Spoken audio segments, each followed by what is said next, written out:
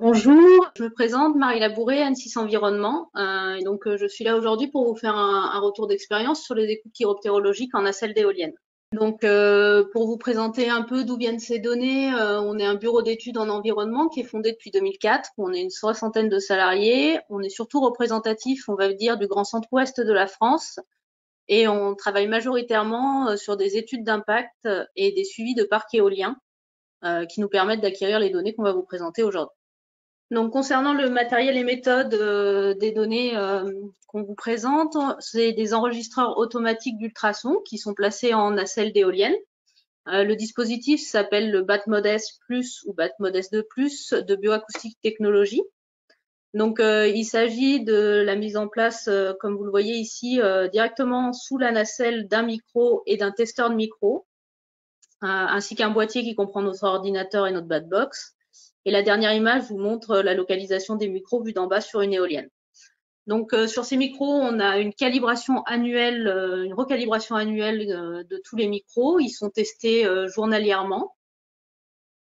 Ensuite, on a une connexion 4G à distance qui nous permet de vérifier que nos données soient bonnes, que les micros soient bien calibrés. Et enfin, on a une vérification journalière des sons enregistrés, histoire de bien vérifier que le dispositif fonctionne. On télécharge nos données ensuite mensuellement. Concernant la méthodologie d'analyse des données, donc on fait un téléchargement et un contrôle de conformité des données mensuellement en vérifiant qu'on ait bien des sons de chiroptères, pas trop de parasites et que tout se passe bien. Ensuite, on convertit toutes ces données via kaléidoscope. On fait des mesures automatiques via le logiciel Sonochiro. Suite à ces mesures, on fait une vérification par un chiroptérologue via BATsound. Et on traite l'ensemble des données, notamment vent, température et horaire, sous le logiciel Excel. Et on fait une analyse du cycle circadien et des tests statistiques via le logiciel R.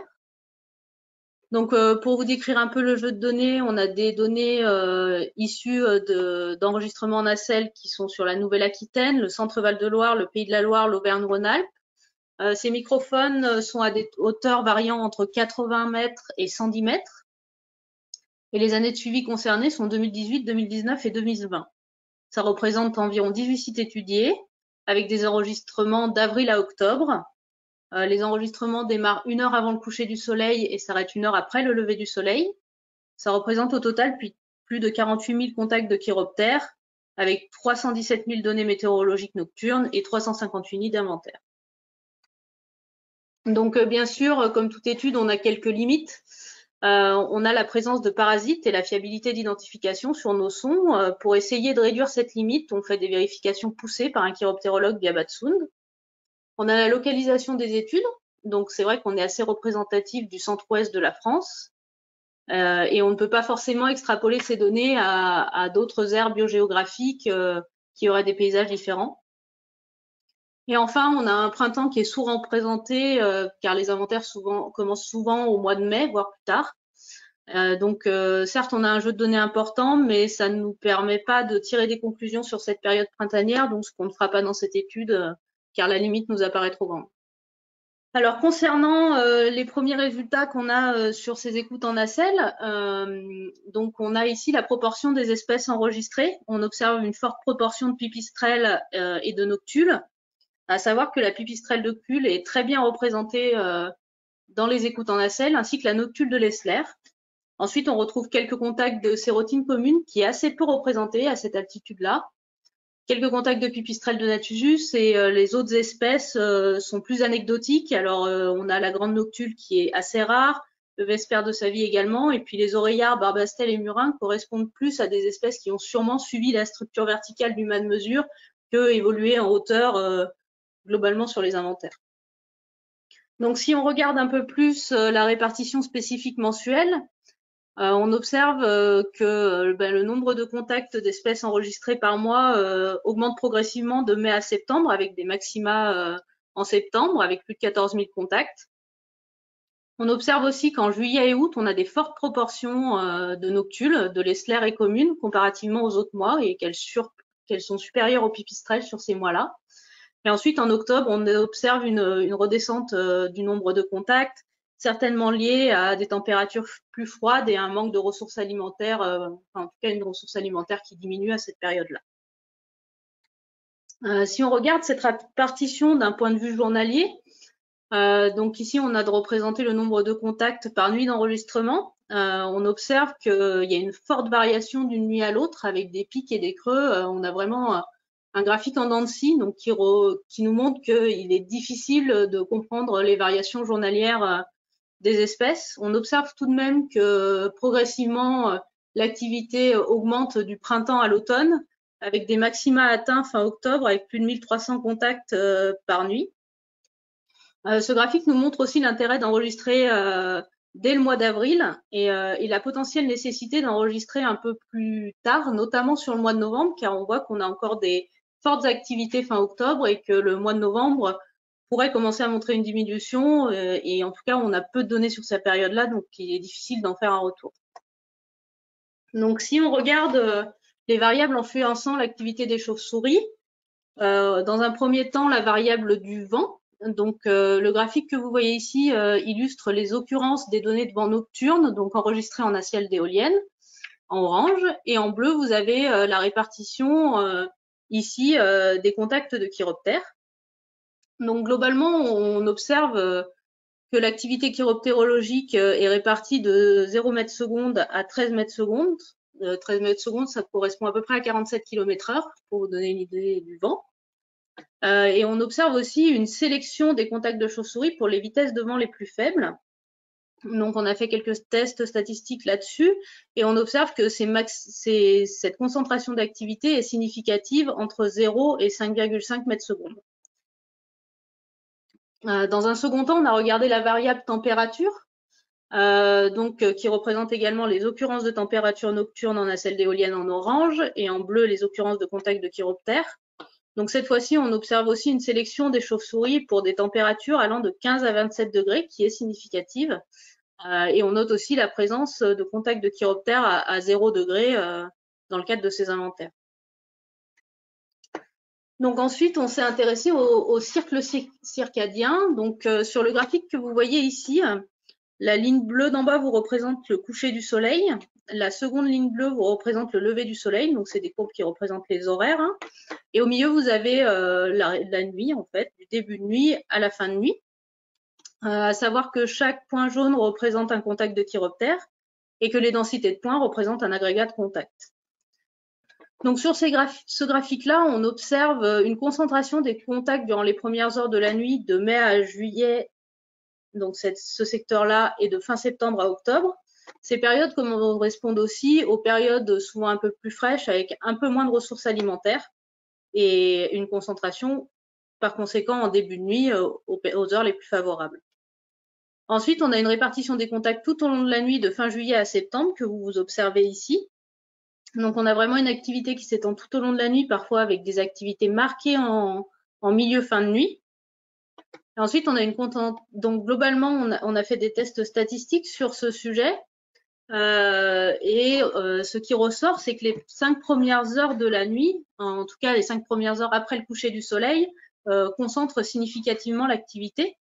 Alors après, il y a à savoir que ces 5 premières heures sur les mois les plus longs, sur les mois qui ont la durée de nuit la plus longue, représentent un début de nuit, comme on pourrait le voir ici. Les 5 premières heures, c'est début milieu de nuit. Alors qu'en plein mois de mai ou juin, ça correspond à la presque totalité de la nuit. Donc, il ne faut pas oublier de prendre en compte ce facteur. Donc ensuite, on a découpé par site ces activités en fonction du cycle circadien qui représentent, on a différents patterns qui s'illustrent.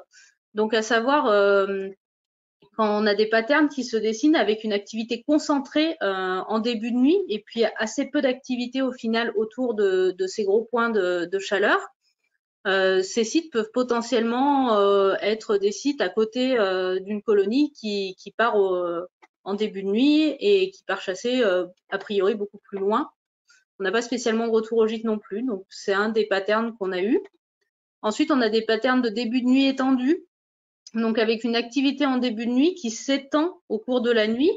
Donc ici, on l'observe bien, pouvant montrer potentiellement des colonies présentes qui chassent sur le territoire.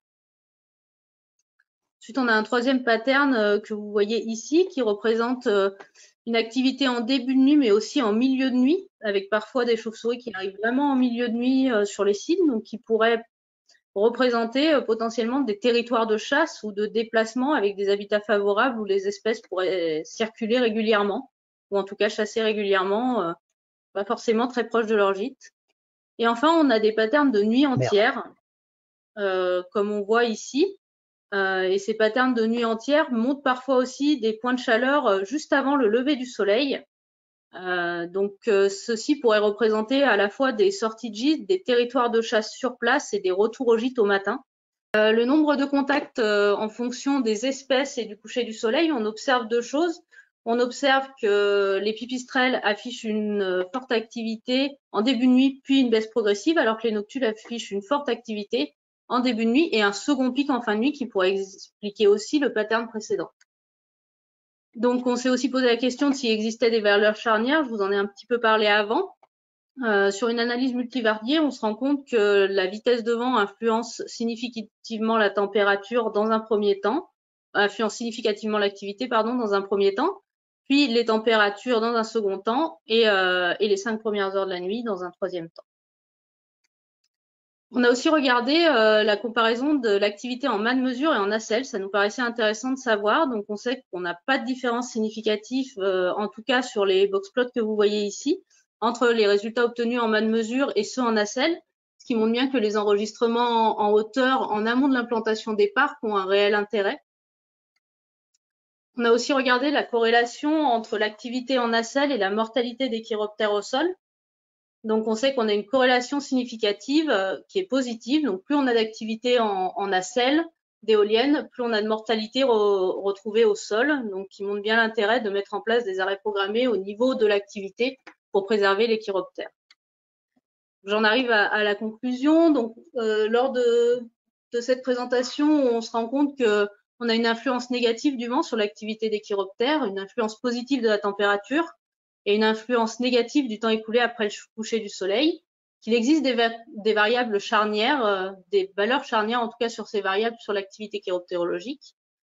Donc on sait qu'on a une corrélation significative de l'activité en nacelle et de la mortalité au sol, et que les activités mesurées sur man-mesure et en nacelle sont similaires, validant l'importance des inventaires préalables.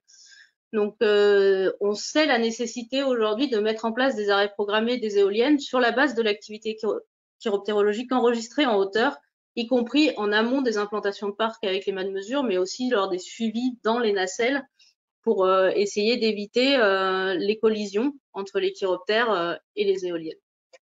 Donc, il nous reste certes des perspectives et des améliorations pour aller un peu plus loin sur ces questions. Il nous faudrait une analyse détaillée par milieu en fonction des sites qui sont plutôt bocagés ou en culture. On sait qu'il y a une différence d'activité, donc il faudrait prendre en compte. Il faudrait une analyse affinée aussi par mois des différentes valeurs charnières, car aujourd'hui nos arrêts programmés sont mis en place par mois et ce serait intéressant de connaître ces valeurs en fonction des activités mensuelles. Il faudrait approfondir les échelles d'activité sur les chiroptères permettant de quantifier les risques et ainsi d'appliquer des mesures adaptées. Je pense que la présentation d'après va nous en apprendre un peu plus sur ce sujet. Il faudrait aussi intégrer d'autres variables pouvant influencer l'activité chiroptérologique qui aujourd'hui ne sont pas encore prises en compte, comme la pluviométrie, la condensation, la luminosité ou les facteurs influençant l'émergence d'insectes. Il faut savoir qu'aujourd'hui, ces données sont dures à obtenir et ne sont pas forcément intégrées aux inventaires. Donc, c'est compliqué de le faire, mais ça resterait intéressant. Et enfin, il faudrait mieux comprendre les comportements et les déplacements des chiroptères, notamment en période automnale où on a des fortes activités qu'on a du mal à encore expliquer. Voilà. Pour finir, les remerciements, je voulais remercier les chiroptérologues d'N6 pour leurs heures d'analyse, les exploitants de parcs éoliens pour tous les suivis qui ont permis de faire cette publication et le Muséum d'histoire naturelle de Bourges et la SFEPM pour l'organisation de ces rencontres. Merci. Merci à vous. On passe la parole à Monsieur Marchais. Bonjour à tout le monde. Donc Guillaume Marchais, je travaille pour le bureau d'études Écosphère, bureau d'études spécialisé en écologie. Donc moi pareil, je vais vous présenter donc justement le point spécifique qui cherche à caractériser les niveaux d'activité qu'on enregistre chaque nuit en hauteur, donc à la fois nacelle d'éolienne et man-mesure. Donc, juste rappel Ecosphère, donc voilà, bureau d'études avec plusieurs agences un peu partout en France. Et en l'occurrence, moi, je suis basé donc à l'agence Centre Bourgogne à Orléans.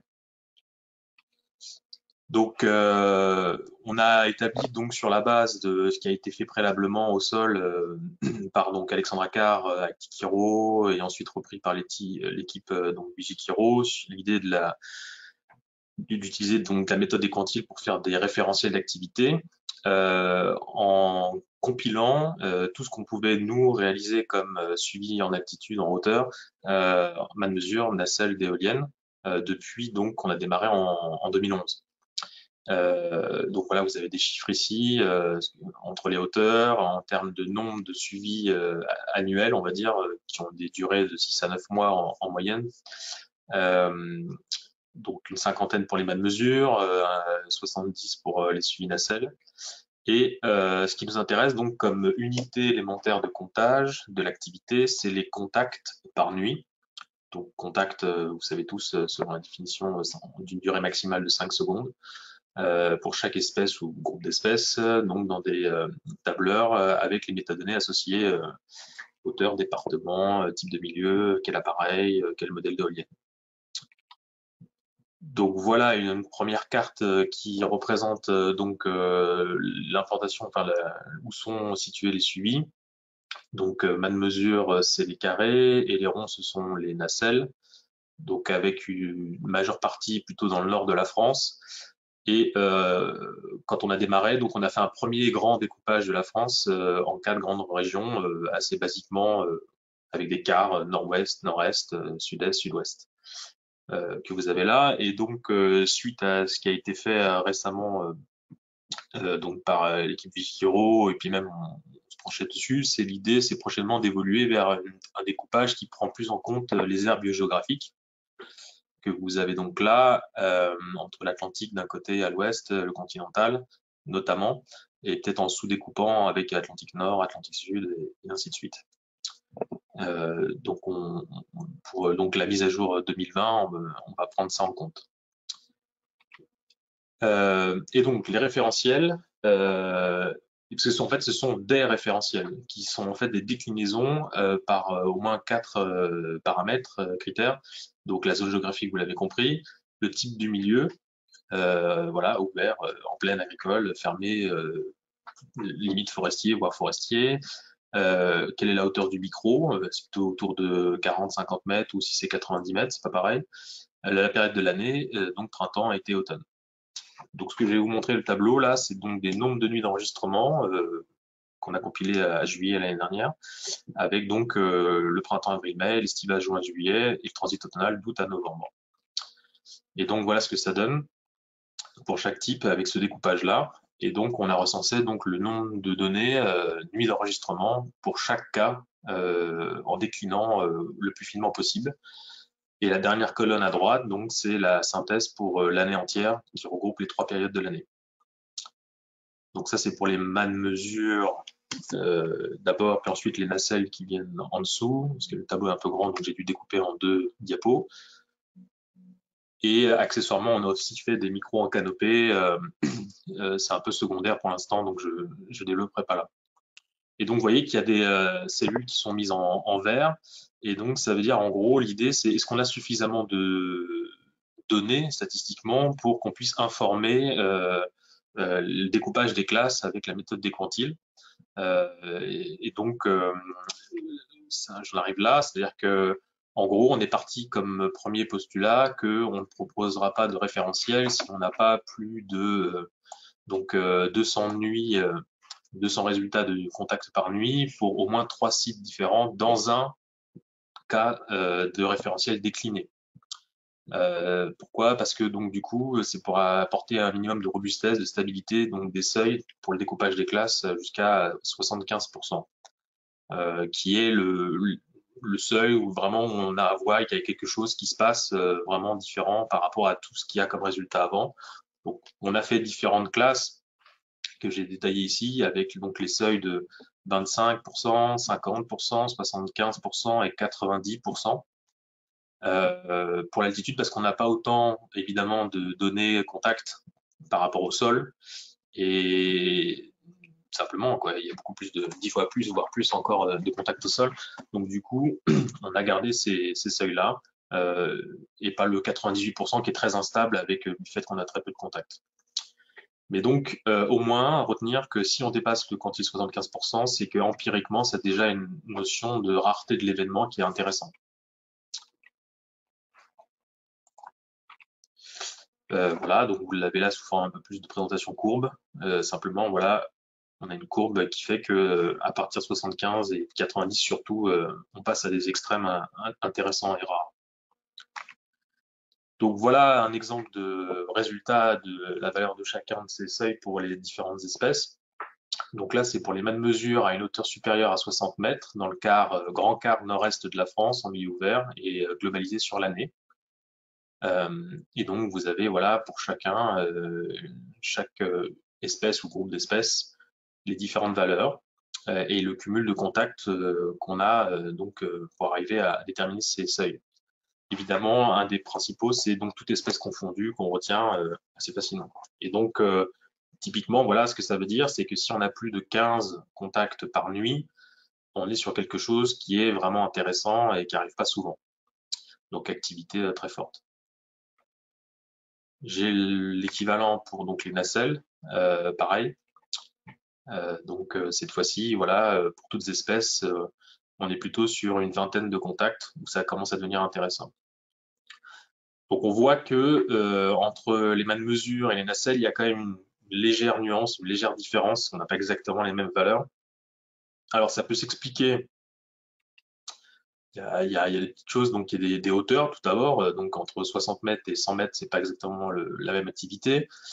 Et puis surtout, donc on est amené à utiliser des appareils différents. Donc pour les mêmes mesures, je pense que voilà, certains connaissent que donc c'est principalement comme appareil les SM-BAT de Wildlife Acoustic, avec donc les micros U1 et plus récemment les U2. Tandis que comme pour donc N6 environnement, pour les suivis nacelles, on utilise à Ecosphere quasi uniquement donc tout ce qui est BAT-mode système de bioacoustique technologie avec ce fameux micro Ultrasound Gate et donc qui est quand même assez différent en termes de qualité et de détectabilité des chiroptères. Et il ne faut pas oublier l'éventuelle attractivité des éoliennes, des nacelles, au moment d'émergence d'insectes volants. Il y a des cas comme ça connus. Voilà, ici, donc c'est juste une citation d'une publication qui faisait un rappel sur les différences de micro des différents appareils. Donc le BAT-mode, c'est celui qui est en haut, Avisoft, Ultrasound Gate, par rapport donc aux distances de détection, et donc il captait un peu plus que donc les autres en l'occurrence. Et donc les SM-BAT, c'est le SONGmeter, c'est le D. Voilà, juste pour rappel. Et donc voilà, une présentation simple des résultats que l'on obtient, donc avec un découpage par mois, comme ça a été mentionné tout à l'heure, pour dire voilà, donc les nuits avec un contact au moins se distribuent de cette manière-là, en fonction des différentes classes qu'on a établies avec les quantiles.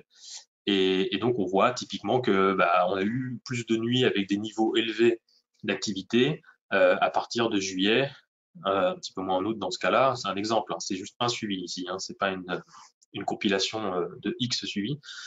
Et donc en septembre et un peu encore en octobre. Donc effectivement, je rejoins l'idée de bien suivre tout le mois d'octobre. On ne sait jamais, il peut y avoir des cas de pic ponctuels intéressants.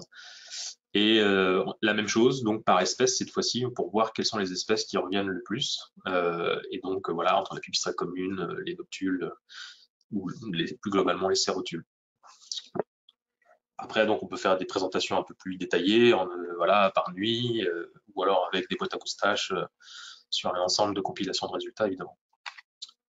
Donc voilà, donc le travail va continuer. En cours, c'est l'intégration de tous les suivis qui ont été réalisés l'année dernière pour l'intégration dans notre base de données et la mise à jour donc des référentiels et des ABAC associés qui va avoir lieu prochainement.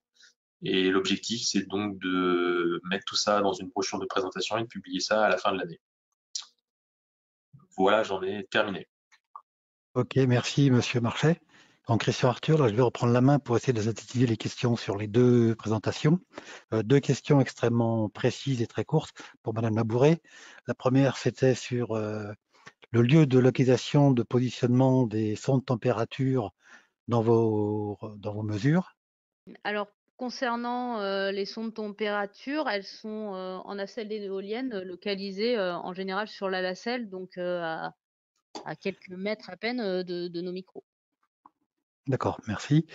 Une question qui peut concerner les deux présentateurs, qui porte notamment sur la possibilité d'identification de la période migratrice et ton influence sur les mortalités que vous observez ou pas. Est-ce que vous en observez plus au moment de la période de migration ou pas?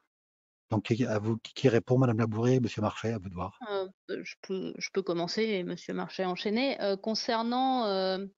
Concernant les migrations, alors sur la migration printanière, comme vous le voyez, on n'a pas beaucoup d'activités, donc on n'a pas beaucoup de retours de mortalité non plus. C'est aussi lié au fait que souvent les batmodes sont installés en mai, donc on loupe souvent un peu le mois d'avril.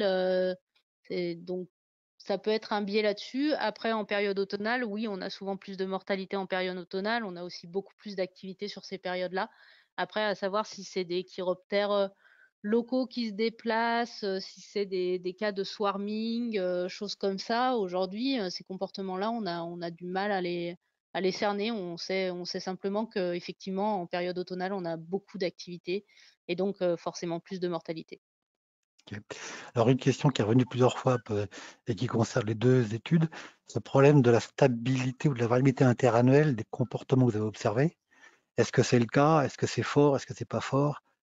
On n'a pas trop testé de notre côté l'interannualité parce que effectivement, on n'a pas forcément toujours des suivis sur plusieurs années de suite et on n'avait pas assez de sites avec des suivis réguliers pour pouvoir le tester aujourd'hui. Après, peut-être que dans quelques années, on aura plus de sites et plus de retours là-dessus. Donc pour l'instant, on n'a pas fait de retour là-dessus. Ok. Plusieurs questions aussi sur alors je pense que Monsieur Marchais pourra répondre plus sur la différentielle de vulnérabilité ou de sensibilité des chiroptères en fonction des conditions météorologiques et surtout en fonction des différentes régions. Vous avez mis Madame Labouré un seuil de 15 degrés, notamment en température, si les gens ont bien compris, qui est un peu choqué par rapport au nord de la France. Alors, est-ce que vous envisagez une espèce de régionalisation des paramètres entre guillemets, de bridage, quoi?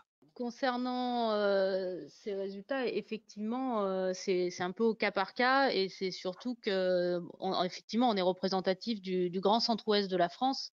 C'est ce que je disais, c'est assez dur d'extrapoler à d'autres aires biogéographiques. Aujourd'hui, nos données, elles sont principalement concentrées ici, ce qui peut aussi expliquer ces résultats et aussi la périodicité d'enregistrement. Mais à octobre, on reste sur des valeurs élevées. On a peu de suivi aujourd'hui qui intègre l'hiver. C'est sûr que si on réintègre l'hiver dans ces données, on va avoir des valeurs qui baissent, mais aussi on a très peu d'activité à ces périodes-là. Donc, si je traduis un Donc peu la ça dépend demande, de l'environnement, ça dépend en fait de l'environnement extérieur et des secteurs géographiques où on se trouve effectivement.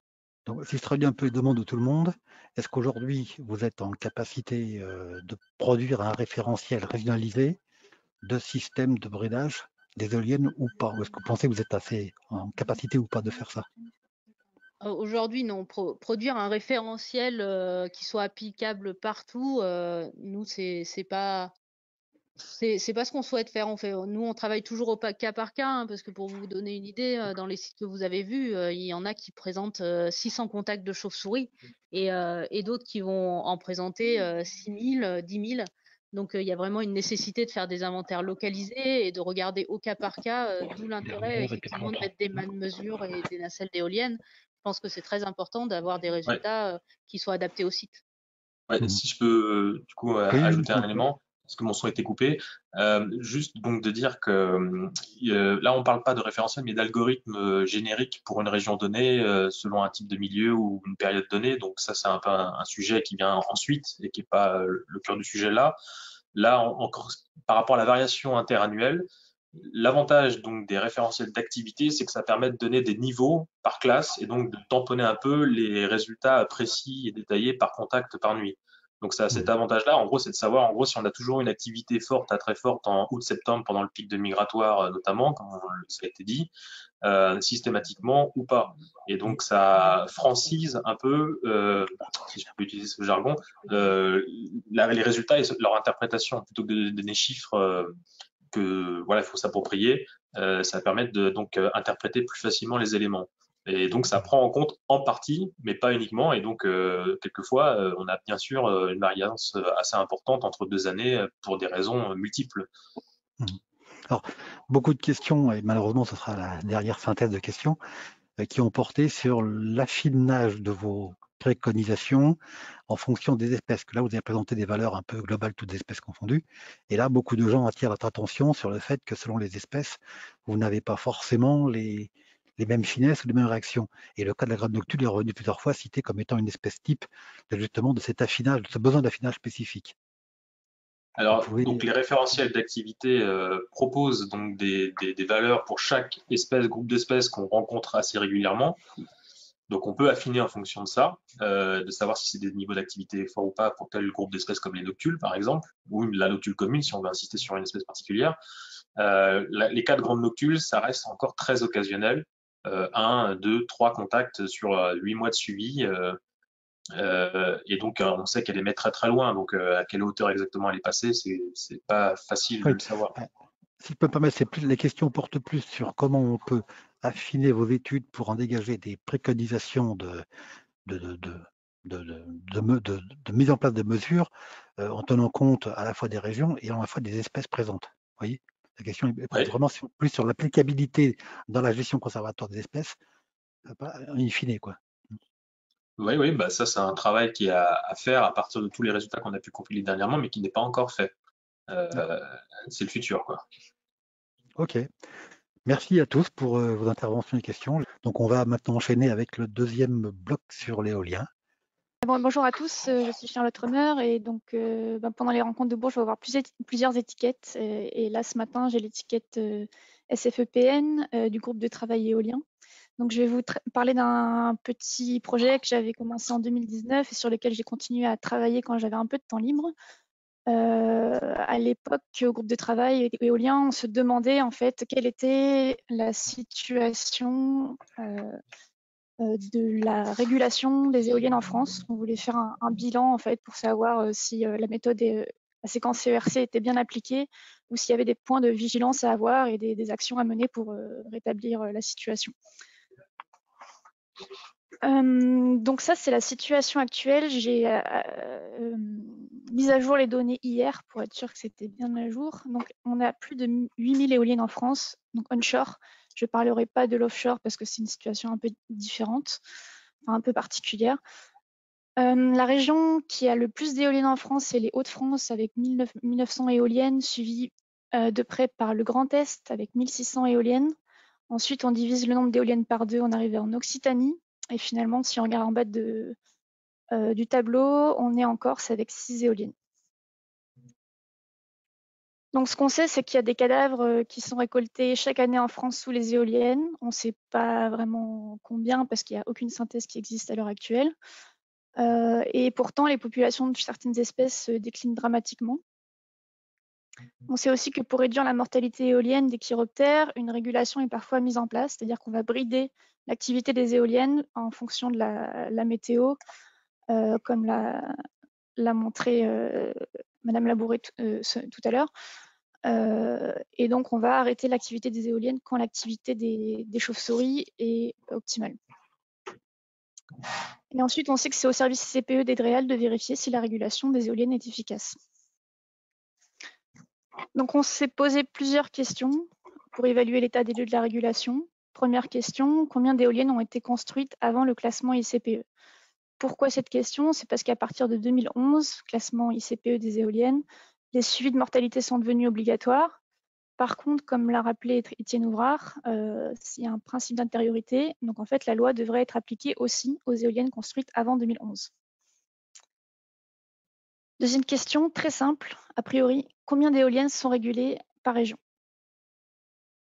Et dernière question, quelle est la stratégie de contrôle d'Edréal de l'efficacité de la régulation? Donc on voulait savoir quel était le pourcentage de dossiers, à quelle fréquence, de dossiers contrôlés, à quelle fréquence ils étaient contrôlés et qu'est-ce qui a été contrôlé.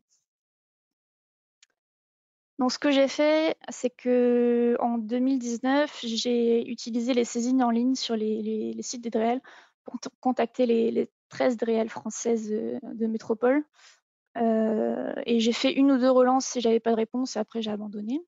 Donc j'ai eu la réponse de 4 DREAL, Centre-Val de Loire, Corse, Occitanie et Pays de la Loire. Ensuite, en 2020, j'ai pu faire 2 entretiens téléphoniques avec des DREAL, Occitanie et Pays de la Loire. Alors j'ai choisi ces DREAL parce qu'on m'en avait parlé plusieurs fois comme étant entre guillemets les bons élèves des suivis des dossiers éoliens. Ils ont montré qu'ils avaient mis en place plusieurs qui suivaient les dossiers de près et qu'ils étaient très impliqués dans cette problématique. Et ensuite, j'ai téléchargé les données SIG disponibles sur les sites internet des DREAL pour les 13 régions. Donc j'ai mis ça à jour hier. Et en fait, dans ces bases de données, on a la position des mâts. Et cette position est aussi accompagnée de métadonnées. Donc c'est assez variable la qualité de ces métadonnées. Et on peut avoir l'année de construction, l'année de mise en opération, mais pas toujours. Et on peut avoir les modèles aussi des éoliennes, par exemple, mais c'est pas toujours renseigné. Donc là, je vais parler des réponses maintenant. La première question, c'était combien d'éoliennes étaient construites avant 2011 et combien étaient régulées. Donc sur la colonne de gauche, vous avez le nom des régions.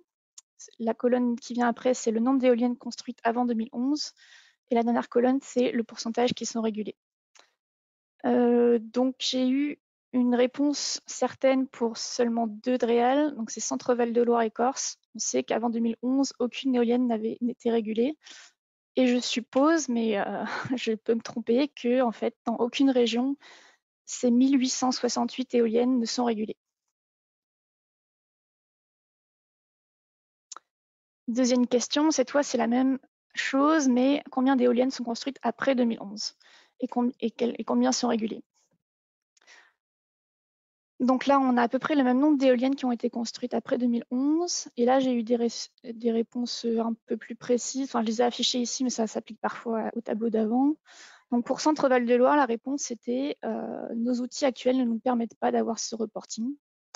Et avant 2016, quasiment aucun parc n'a fait l'objet de bridage, le premier protocole national sur le sujet datant de 2015. Ça, c'était une réponse assez étonnante parce que la preuve de l'efficacité de la régulation, elle est arrivée en 2009, je crois, pour la France.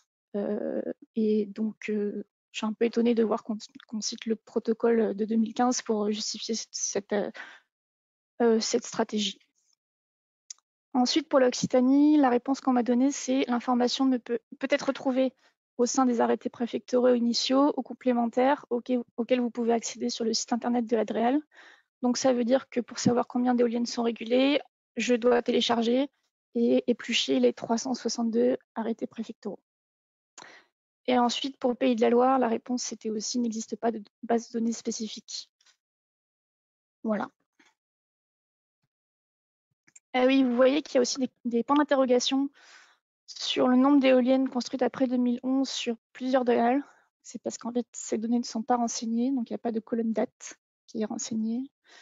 En gros, là, je vous ai mis le pourcentage de dates qui sont renseignées selon les DREAL. Et en fait, les DREAL qui ont le plus d'éoliennes dans leur région, Grand Est et Hauts-de-France, n'ont pas fait cet effort. Un petit bémol aussi, c'est que dans la dernière version de 2021, pour Auvergne-Rhône-Alpes et Normandie, il y a presque plus de dates qui sont affichées. Ok, donc là, je vais vous parler des réponses que j'ai eues suite aux entretiens téléphoniques. Donc la question que j'ai posée, c'était comment est-ce que les algorithmes de bridage étaient sélectionnés, étaient choisis, et s'il y avait des recommandations de la part des DREAL.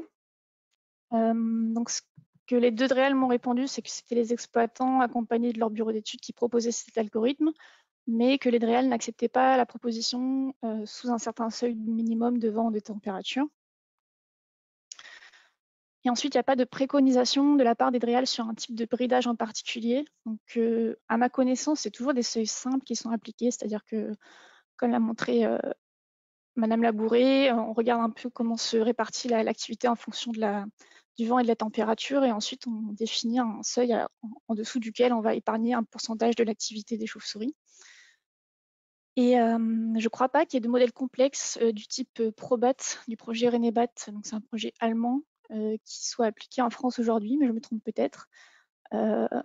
Et en fait, ce projet Renebat n'est pas connu des DREAL, Et je trouve que c'est dommage parce que c'est un bel exemple de travail collaboratif où en fait, si vous voulez en savoir plus, j'ai mis le lien ici. C'est une application qui est proposée par des chercheurs allemands, donc ils ont été financés par l'État allemand à partir de 2007. Et à partir de 2014, ils ont mis en place une application gratuite à destination des consultants en Allemagne. Donc en fait, ils peuvent rentrer leurs données de vent et de température et d'activité des chauves-souris. Et il y a un algorithme qui leur est proposé pour réguler les éoliennes. Et chaque année, c'est mis à jour en fait, et c'est amélioré grâce au retour d'expérience des utilisateurs. Autre question, quelle est la stratégie de contrôle de l'efficacité de la régulation? Donc pour la DREAL Occitanie, ils ne reçoivent pas systématiquement tous les rapports de suivi mortalité, mais il paraît que ça s'améliore. Ils sont particulièrement attentifs à l'enjeu de grande noctule. Par contre, ils n'ont pas le droit de contrôler l'application de la régulation en direct, c'est-à-dire l'accès aux données de vitesse de rotation à distance, alors que ça serait possible en fait, parce que les exploitants éoliens ont cet accès à distance, et ça pourrait très bien être contrôlé par la DREAL. Pour Pays de la Loire, ils ont choisi de contrôler les parcs les plus mortifères, donc ils ont fait un classement avec l'aide du CEREMA. Et ils sont particulièrement attentifs à l'enjeu noctule commune, c'est-à-dire qu'ils considèrent que la mortalité d'un seul individu remet en cause la survie de l'espèce. Et ensuite, ils vérifient que les méthodes de correction de la mortalité sont appropriées. Par contre, ils n'ont pas d'objectif chiffré sur l'efficacité de la régulation parce qu'ils ne connaissent pas la conséquence des mortalités sur la suite des populations. Quelle est la réaction de la DREAL si la mortalité est importante? Donc, ils ont seulement le temps de réagir si une espèce patrimoniale est touchée en Occitanie. Si un dysfonctionnement du système de régulation est constaté, ils peuvent demander un arrêté d'autorisation qui demandera l'arrêté des éoliennes. Et par contre, faire arrêter un parc est impossible pour des raisons politiques. Côté Pays de la Loire, un bridage plus fort est demandé avec un suivi de mortalité à nouveau pour vérifier l'efficacité. A priori, c'est ce qui est fait aussi en Occitanie. Et dernière question, avez-vous l'impression que la régulation est efficace quand elle est appliquée? Et les deux DREAL m'ont répondu oui. Je vais passer là-dessus parce que je préférais qu'on parle plus en détail de ce qui vient après. Donc, au niveau des agents, clairement, ils ont très peu de temps pour s'auto-former. Ils ne sont pas forcément à même d'éplucher la littérature scientifique. Ils sont preneurs, par contre, des recommandations méthodologiques précises. Ils disent que les lignes directrices nationales sont trop vagues. Et ils ont besoin d'éléments concrets pour arbitrer sur les autorisations, ce qui veut dire qu'a priori, en fait, le principe de précaution ne semble pas appliqué, voire pas applicable du tout. Donc là, je vous ai mis une liste de points qui serait chouette de discuter, même si on a très peu de temps. Et je fais aussi un appel à la contribution pour compléter l'état des lieux. C'est-à-dire que s'il y a des gens des DREAL qui sont venus ce matin et qui ne sont pas contents de ce que j'ai présenté, ben, c'est l'occasion de m'écrire et que je complète l'état des lieux. Donc ce qu'on a vu, c'est qu'a priori, il y aurait 1800 éoliennes au minimum qui ne seraient pas régulées en France. Ensuite, le travail de contrôle repose largement sur la bonne foi des bureaux d'études et des développeurs, puisqu'il n'y a pas de contrôle à distance de l'activité des éoliennes. Certaines DREAL semblent s'appliquer à contrôler tout ce qui est pertinent sur une sélection de dossiers. Donc, je vous pose la question ouvertement, est-ce que c'est une stratégie que vous considérez acceptable? Il n'y a pas de standardisation sur les algorithmes de régulation mis en place, donc c'est-à-dire qu'il n'y a pas d'amélioration collective des algorithmes. Là, encore une question, est-ce que vous pensez que ça serait intéressant de suivre l'exemple allemand? On n'a pas de standardisation de ce qui est considéré comme une régulation efficace. Donc, il semble possible que le 100% d'efficacité n'est pas un objectif à l'heure actuelle. Les DREAL n'ont aucun recul sur l'impact cumulé des parcs existants. Et pourtant, il y a de nouvelles autorisations qui continuent à être accordées. Donc, je ne sais pas trop comment on peut travailler dans ces conditions. Ça doit être assez compliqué. Et je me demande si, je vous pose la question en fait à vous aussi. Est-ce que vous pensez que ça serait intéressant d'appliquer un moratoire comme ce qui a été demandé en Occitanie par certaines associations, le temps qu'on comprenne ce qui se passe et qu'on prenne des décisions sur est-ce que c'est bien de continuer ou pas? Et finalement, moi, comme je l'ai dit, les agents ont besoin de lignes directrices précises. Est-ce que ça serait un travail à réaliser à la CFEPM pour actualiser les lignes qui existent déjà? Je vous remercie pour votre attention. Merci aux DREAL qui ont pris le temps de répondre aux questions. Et voilà, je vous remets les questions ici. Merci. Ok, merci pour cette présentation, Madame Romer. On peut passer à la suivante. Donc bonjour à tous, Kevin Barré, je suis postdoc au Muséum national d'histoire naturelle, au laboratoire CESCO, Centre d'écologie et sciences de la conservation. Et donc là, je vais vous présenter en fait le résultat d'une mission sur laquelle j'avais travaillé, qui avait vocation à mettre au point le standard de recueil et de transmission des données de biodiversité dans le cadre de suivi éolien. Et donc, voilà, la constitution d'un standard national. Donc, je vais essayer de brosser l'ensemble, pas que, en fait, la constitution même du standard, mais aussi toute la construction et le pourquoi. Hop. Alors, déjà, ça s'insère vraiment dans un contexte qui est notre contexte national, qui est qu'on a globalement un manque de connaissances sur pas mal d'aspects liés aux impacts de l'éolien sur les populations d'oiseaux et de chauves-souris. Notamment, on connaît assez peu les répercussions sur les effectifs et dynamiques de population. On sait aussi par ailleurs que les impacts sont extrêmement variables au cours du temps, également dans l'espace. Dans les années, il y a quelques années, on s'est aussi rendu compte que finalement, quand on essaie de faire des synthèses de données disponibles à l'échelle nationale, que c'est assez complexe puisque on a une très forte hétérogénéité dans ces données-là et qu'on peut finalement pas en faire grand-chose. En plus du fait que ces données et voire les rapports sont assez peu disponibles, donc avec une absence de centralisation. Et donc de là en fait naît un peu l'objectif de mobiliser et valoriser les données issues des suivis environnementaux pour mieux comprendre les mécanismes.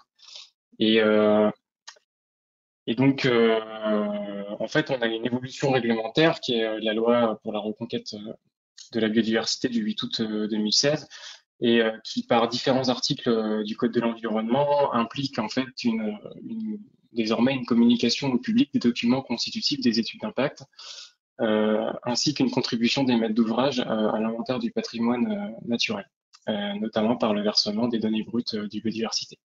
Et c'est dans ce cadre-là que la plateforme Depobio a été créée en 2018. Et c'est une plateforme en fait qui héberge ce qu'on appelle le standard occurrence taxon, écrit par l'UMS Patrinat pour bancariser ces données-là sous un format commun à toutes les structures et toutes les données. Juste pour information, le dépôt de ces données, c'est donc réglementairement c'est imposé et en fait ça concerne les études d'évaluation préalable et celles des suivis des impacts réalisés dans le cadre des projets d'aménagement soumis à l'approbation de l'autorité administrative, donc que ce soit les procédures d'autorisation environnementale, police de l'eau, dérogation aux mesures de protection d'espèces, etc., ainsi qu'aux plans, schémas, programmes et autres documents de planification. Et donc tout ça dans le but, comme je le disais précédemment, de mettre à disposition les données du public et qu'elles puissent être réutilisables en fait gratuitement. Alors Depobio, c'est quoi? Alors ça, c'est la toute première version en fait du schéma qui explique le processus. Ce qu'il faut juste retenir, c'est qu'il y a pour la structure qui va déposer ces données, il y a plusieurs étapes qui vont d'abord d'une déclaration du projet en ligne. Donc là, c'est une procédure très administrative. Et ensuite, s'ensuit une description en fait globale du jeu de données. Donc c'est la partie d'écrire métadonnées là. Et ensuite, in fine, le versement des données sur ce qui s'appelait Ginko. Et donc, c'est cette case-là en fait qui nous intéresse aujourd'hui. On a en fait un certain nombre de champs obligatoires et conditionnels qui sont définis dans le standard occurrence taxon dont je parlais tout à l'heure. Et c'est un versement qui se fait sous format de tableur en format CSV. Alors, le problème de ce standard-là, et c'est toute la naissance en fait du standard national éolien, c'est qu'il est faiblement spécifique en fait aux données provenant des études éoliens. Donc par exemple, on a des métadonnées relatives au matériel et une méthode d'échantillonnage qui sont totalement absentes, donc on ne peut pas les saisir. C'est limité aux données d'occurrence et non pas d'abondance. Et on a très peu de règles de saisie des données, à savoir qu'une ligne dans une base, vous pouvez faire l'essai en fait d'aller télécharger des jeux de données. Une ligne peut très bien être un seul contact de chauve-souris, tout comme beaucoup plus, sans nécessairement qu'on le sache en fait. Donc une forte imprécision sur ces données-là qui limite en fait l'usage qu'on peut faire de ces données pour améliorer les connaissances. Et il faut noter que le nouveau protocole de suivi du ministère stipule que les données doivent être bancarisées sur des pots bio en y adossant des informations bien précises et qui sont actuellement absentes du standard actuel. Donc d'où le projet de création d'un standard national de données éolien, mais qui est un peu la même chose, mais adapté au cas spécifique de l'éolien. Et donc impulsé par le ministère et l'ADEME, financé par l'ADEME en 2019. Donc l'objectif de ce projet-là, c'était de définir donc le standard technique de données éolien, tout d'abord en dressant un bilan des protocoles et des types de données existantes, d'échanger avec les différents acteurs pour recueillir leurs attentes et les contraintes en termes de standardisation des process de saisie, échanger avec les experts du SINP et de DepoBio pour étudier la faisabilité et les contraintes liées à la définition des attributs additionnels, en fait, des informations qu'on va demander dans le nouveau standard. Et ensuite, la définition du standard lui-même, dont je rentrerai dans le détail juste après. Et ensuite, l'élaboration d'un tableau, d'un rapport de synthèse qui regroupe en fait tous les éléments de réflexion au cours de ce projet-là, et donc qui sont d'ores et déjà accessibles. Alors, d'une façon générale, le projet il a été mené sur 7 mois, donc c'était très court. Le choix a été fait de se concentrer uniquement sur les chauves-souris pour cette raison-là, même si on verra plus tard qu'une partie du standard est d'ores et déjà applicable aux oiseaux. Donc, ce qu'il faut retenir, c'est que on a un projet qui a été mené de façon collégiale, qui a réuni plus de 20 structures et pour environ une quarantaine de personnes, et donc des structures qui sont d'horizons très variés. Ça va d'aspects juridiques, administratifs, des structures plus sur les aspects organisationnels et contraintes opérationnelles, des aspects d'ingénierie et des aspects plus scientifiques et des aspects plus naturalistes, pratiques, techniques. Donc une grande diversité de structures pour avoir une image la plus fidèle possible de la situation et orienter ce standard du mieux possible. Donc on a eu un suivi par comité de pilotage et comité technique, avec des échanges un peu permanents tout du long du projet.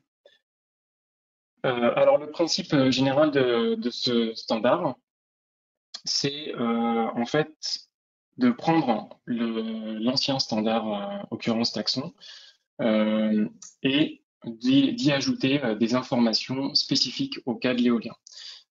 Ce choix a été fait pour une bonne raison, c'est pour assurer en fait la compatibilité de structure avec DepoBio et le SINP, tout en s'adaptant au cas spécifique de données de chiroptères issus d'études réglementaires éoliennes. Donc le principe il est assez simple, c'est que on va vraiment venir ajouter des métadonnées ou des champs. Alors ce que j'appelle métadonnées, c'est quelque chose qui va plus des informations qui vont considérer le parc dans son ensemble, et l'ajout de champs, ça va vraiment considérer la donnée de chauve-souris elle-même. Donc on va venir ajouter des informations comme ça à l'existant pour le rendre plus spécifique. Et donc spécifiquement, ça se passe comme ça. Vous avez en vert en haut donc le contenu en fait du standard dans son ancienne version, et on vient y ajouter des informations pour chaque grand type de méthode utilisée dans ces études-là. Et donc on a pris en compte les méthodes acoustiques, les méthodes de suivi de mortalité et les méthodes de recherche et inventaire de gîtes. Dans chacune de ces composantes-là, on vient ajouter des informations liées au contexte, aux éléments méthodologiques, à la donnée elle-même, à l'habitat. Voilà, et in fine, c'est ces jeux de données en CSV qui seront versés avec donc du coup beaucoup plus d'informations que le dépôt bio actuel. Ce qu'il faut préciser, et c'est une chose très importante, c'est que au total, ce sont 66 champs qui ont été ajoutés. Alors c'est 66, mais sachant que dans les 66, il y en a des facultatifs, des champs aussi qui sont conditionnés à d'autres champs. Donc en réalité, c'est 66, mais vraiment au total. On n'aura jamais un 66 champs à remplir pour déposer un jeu de données. Et donc ce qu'il faut retenir, c'est que à chaque fois, il y a le coût-bénéfice entre ce qu'apporte l'information et le temps et l'énergie que ça va nécessiter en plus. Donc il y a vraiment une évaluation du coût-bénéfice qui a été faite pour chaque donnée pour ne retenir que ce qui était vraiment essentiel et important en vue d'une exploitation la plus diversifiée et la plus solide possible des données dans le futur. Donc le standard a été défini sous cette forme-là. Je rentre pas dans le détail, c'est juste pour que vous puissiez voir qu'on s'appuie vraiment sur un process assez classique, à savoir qu'on définit le format du champ qu'on demande, sa cardinalité, le caractère obligatoire ou non, une description précise de ce que ça signifie, et ensuite une définition des règles et du vocabulaire contrôlé. Il y a des champs pour lesquels on impose des codes, par exemple, on peut pas saisir tout ce qu'on veut, et les règles, à savoir que des fois, enfin, pour beaucoup de champs, le champ ne doit être saisi que si, par ailleurs, une information autre a été saisie. Enfin, c'est ce qu'on appelle les champs conditionnels. Donc, si on prend l'exemple des suivis acoustiques, si on le représente graphiquement, ça donne la figure à droite. Vous voyez en fait tous les liens qui unissent les différents champs proposés. Et donc, la première chose à retenir, c'est que dans le jeu de données à verser, une ligne sera égale à un contact acoustique. Ça, c'est important à comprendre. C'est pour avoir une information la plus brute et la plus précise possible, afin derrière de pouvoir mener toutes sortes d'études, que ce soit à l'échelle de la nuit, de la saison, de la semaine, mais aussi des études phénologiques, par exemple pour la variation de l'activité au cours de la nuit, etc. Donc, si on n'a pas cette information-là la plus brute possible, on ne peut pas derrière mener des études de grande diversité. Donc, la première chose à comprendre, c'est qu'on a une série de champs qui sont obligatoires. Donc, ceux-là, ils sont obligatoires à saisir. Et qu'ensuite, en fonction de ce qu'on va saisir dans ces champs-là, eh bien, des champs conditionnels vont pouvoir s'ajouter ou pas. Donc, ça va vraiment dépendre en fait de ce qu'on saisit. Et j'avais cité un exemple ici, que par exemple la quantité de précipitation sur la tranche horaire devra être enseignée que s'il s'agit d'une donnée de présence, évidemment, et que l'enregistrement est effectué sur une nacelle ou un mât d'éolienne ou un mât de mesure. Et que la station météo était fonctionnelle. Vous voyez que c'est un peu une accumulation de « et donc voilà, on a des informations qui sont à saisir que si d'autres sont saisies sous une forme bien précise. Une chose importante aussi, c'est que on demande à ce que les zéros soient saisis. Une nuit où sur, je sais pas, une nacelle éolienne par exemple, on aura une absence d'activité, il faudra quand même saisir une ligne qui indique cette absence-là. C'est un peu souvent le souci des bases de données, c'est que il manque les zéros, or ils sont vraiment très importants dans quelconque étude. Pour le suivi de mortalité, c'est exactement la même philosophie. Donc là, pareil, j'ai pas le temps de rentrer dans le détail, mais on a des champs obligatoires qui sont très peu nombreux ce coup-ci.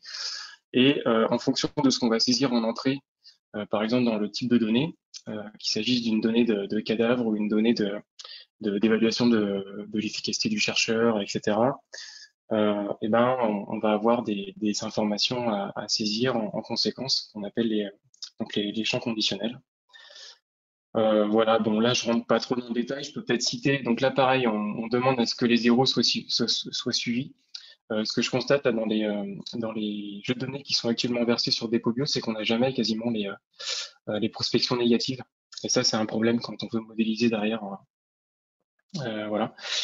Et donc, voilà, là, je vais citer un exemple. Par exemple, la distance d'un cadavre à l'éolienne, elle devra être renseignée que s'il s'agit évidemment d'une donnée de recherche de cadavre et que on a effectivement la présence d'un cadavre qui a été détecté. Donc voilà. C'est juste pour expliciter un peu le côté conditionnel de toutes les informations que vous avez ici en bleu.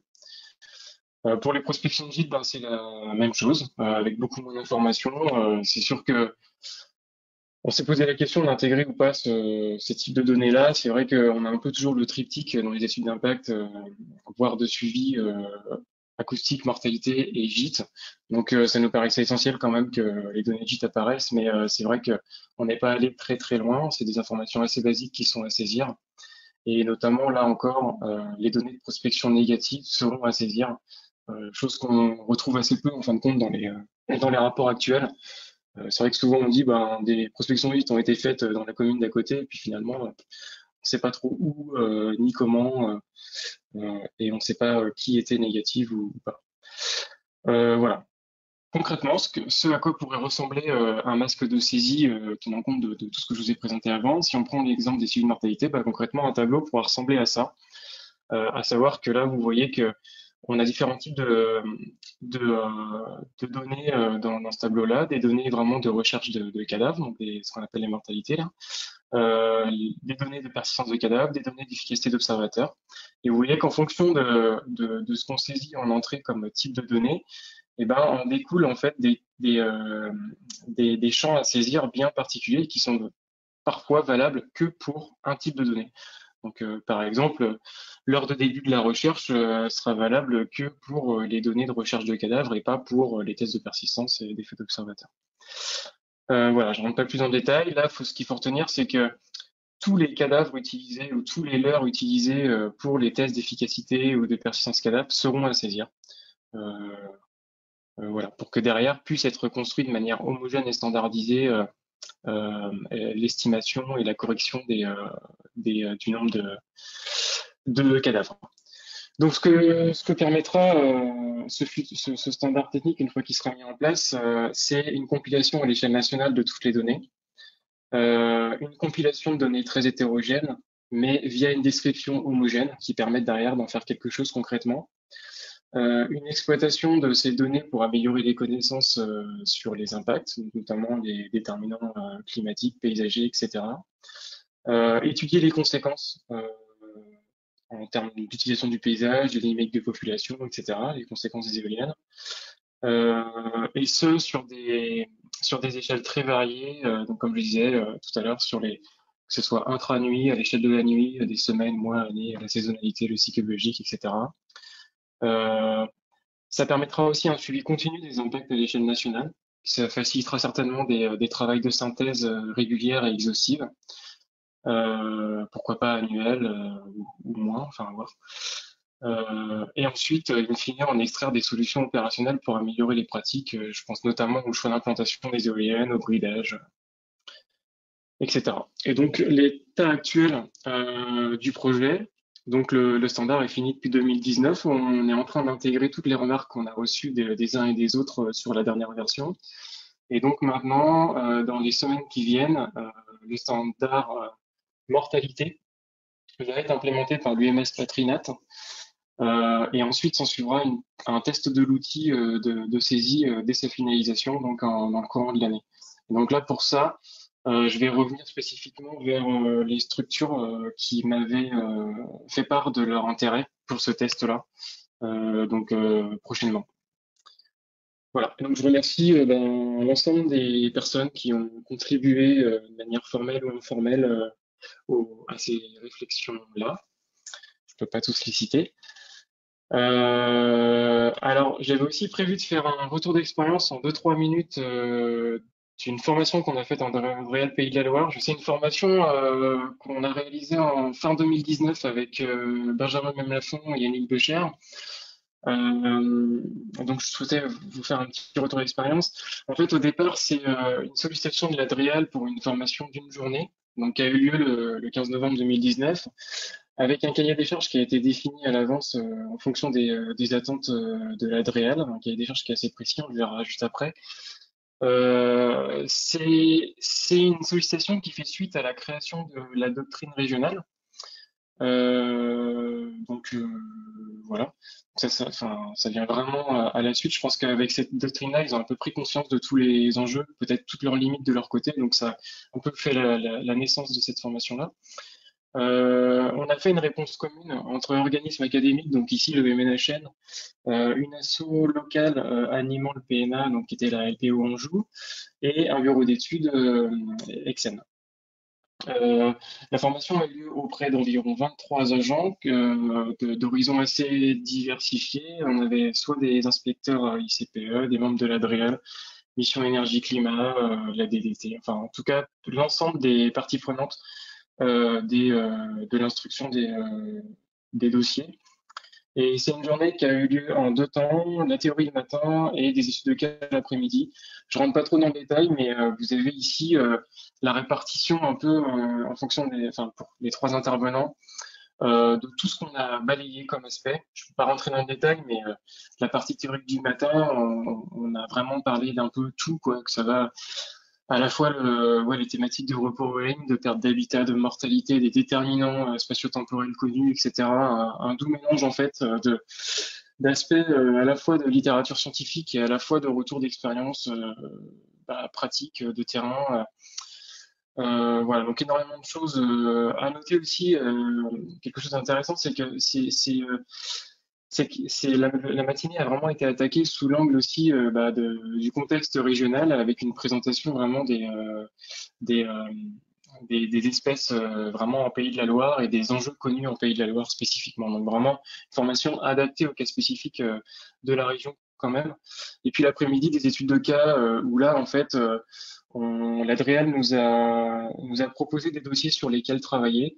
Et donc, on a essayé de répondre en fait à tous les critères que l'Adréal souhaitait voir abordés, en allant en fait dépouiller un cas d'étude d'impact et essayer de leur montrer, leur donner des clés d'interprétation des études et de jugement en fait de qu'est-ce qu'une bonne étude, qu'est-ce qu'une moins bonne étude, mais surtout en appuyant sur la présence d'éléments dans les études. À savoir qu'on a essayé vraiment de leur apporter des éléments concrets qui peuvent leur servir au quotidien, en faisant des sortes de listings aussi de points clés qui devraient être mentionnés dans les études pour un peu garantir leur qualité.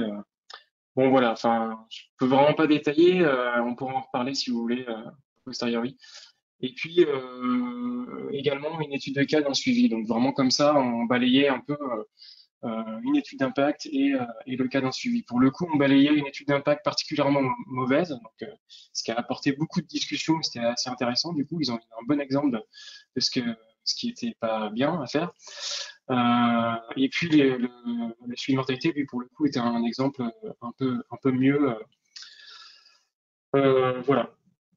Donc oui, alors j'avais noté quelques conclusions très rapidement, mais c'est qu'on a eu des retours très positifs, tant sur le coup que par la suite que par les suites données avec le contrôle et l'exigence accrue en Bréal Pays de la Loire. Donc là, je vous invite à revoir la présentation de Charlotte Romer.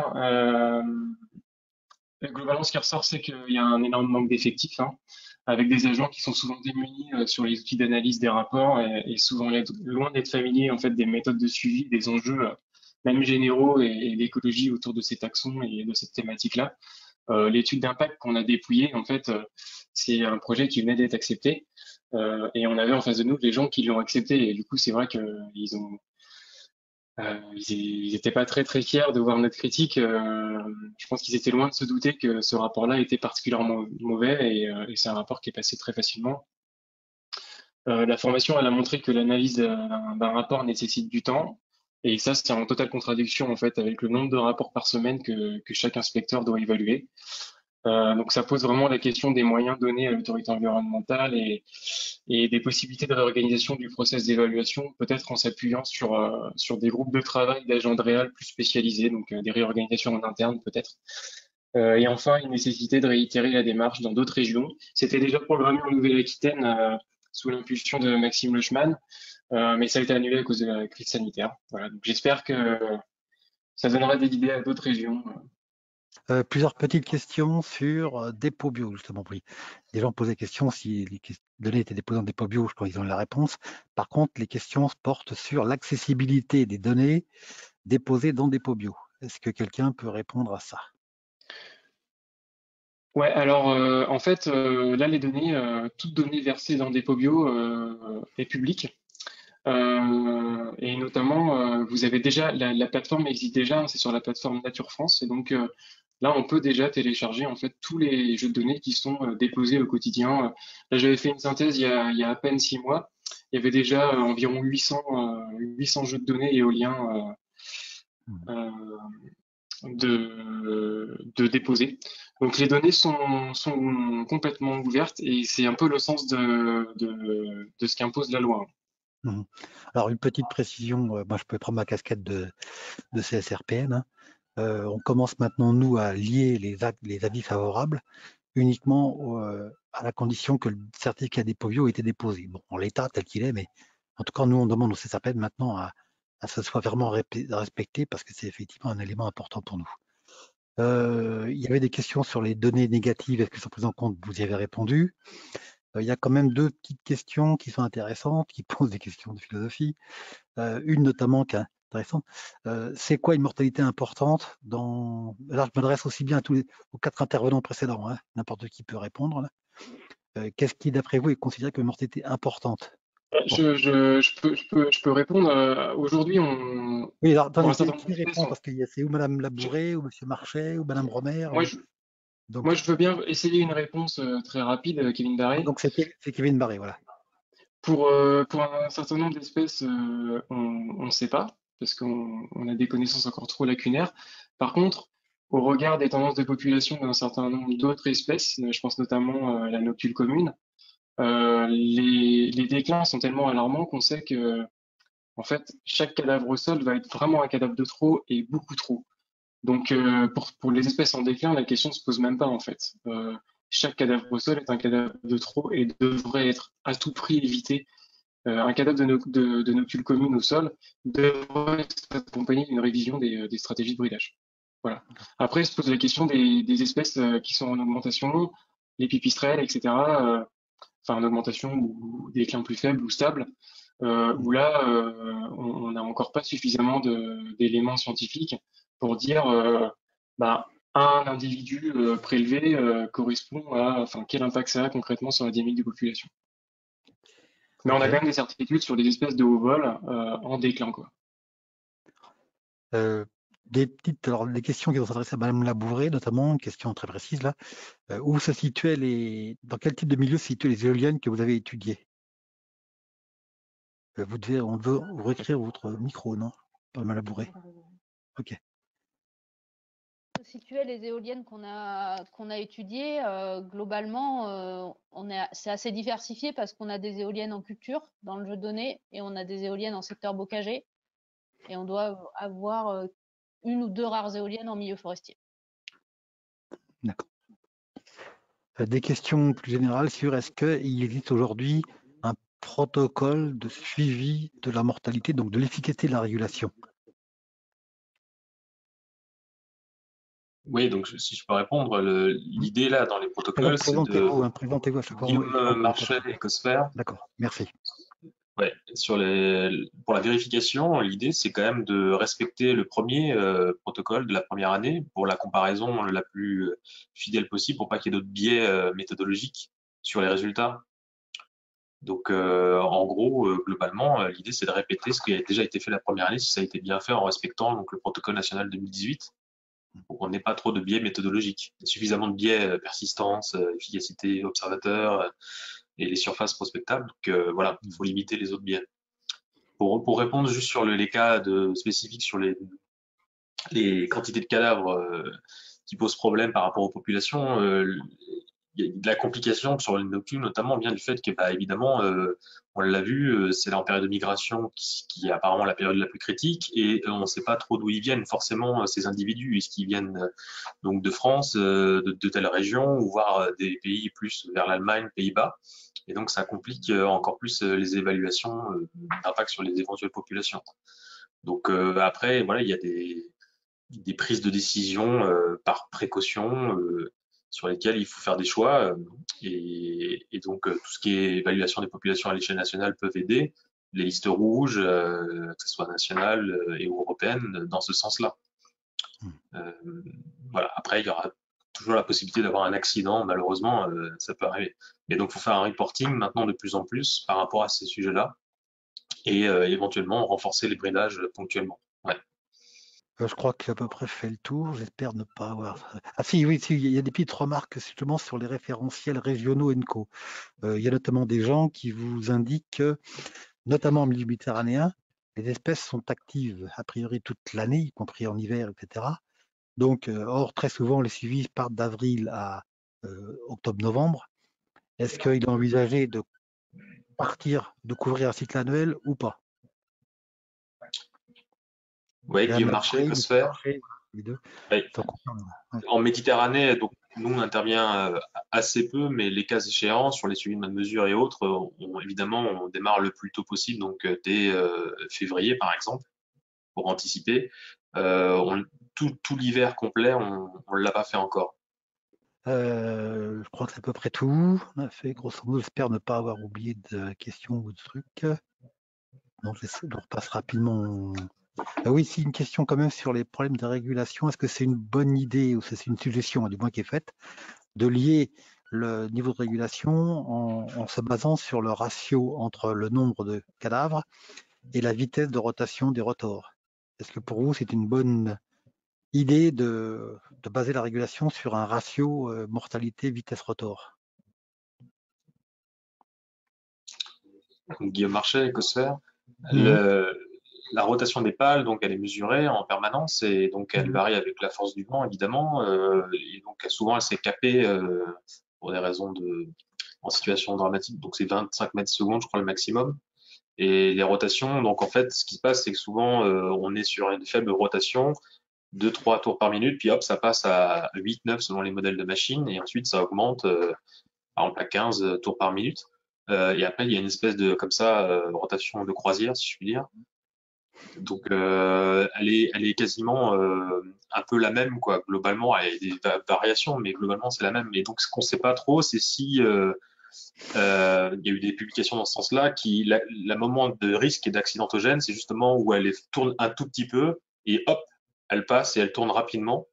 Et donc, les bêtes se font surprendre éventuellement.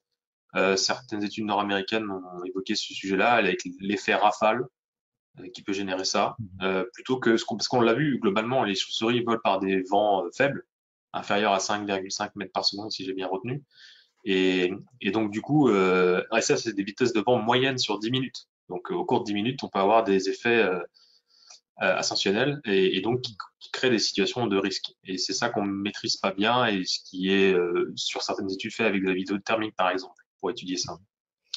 Pas en France à ma connaissance. Ok. Alors, une petite info pour Monsieur Barré. La région Hauts-de-France serait assez partante pour organiser une formation. Hein, déjà, voilà, l'info est passée.